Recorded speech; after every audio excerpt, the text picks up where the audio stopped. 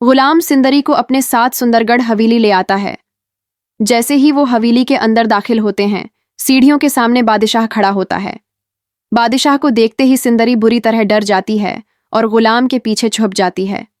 वो फौरन पहचान लेती है कि यही वो शख्स है जिसने उसे अगवा किया था।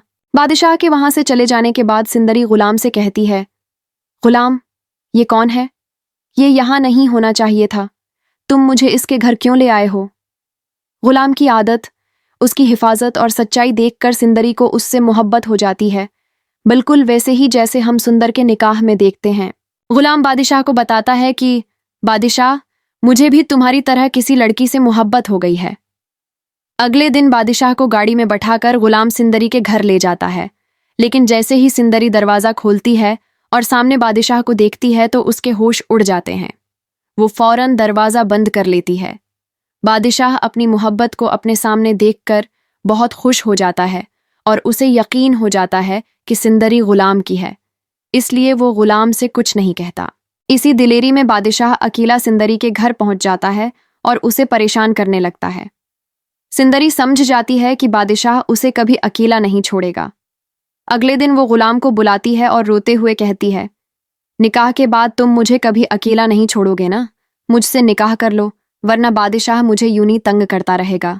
आशिक अली से किए गए वादे को पूरा करने के लिए गुलाम अपनी लजों के साथ मौलवी साहिब को लेकर सिंदरी के घर पहुंचता है।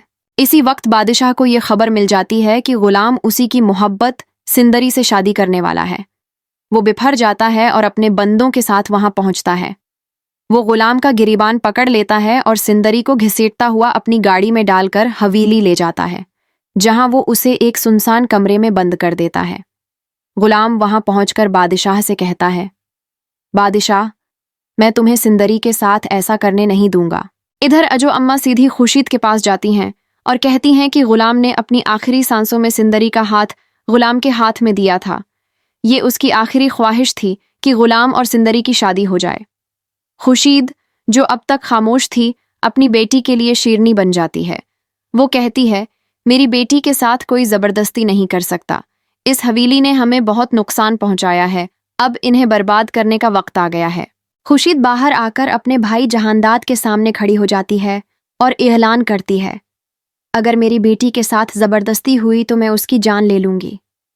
आखिरकार ये फैसला होता है कि सिंदरी की शादी सिर्फ गुलाम से ही होगी और ये फैसला कोई भी तब्दील नहीं कर सकता। बादशाह गुस्से में गुलाम के पास जाता है और कहता है, तुमने दोस्ती में गद्दारी की है, इसकी सज़ा तुम्हें ज़रूर मिलेगी। घर में सिंदरी और गुलाम की शादी की तैयारियां शुरू हो जाती हैं। मौलवी साहिब भी आ जाते हैं। सब इंतज़ार कर रहे होते हैं, मगर गुलाम अभी तक बारात लेकर नहीं आता।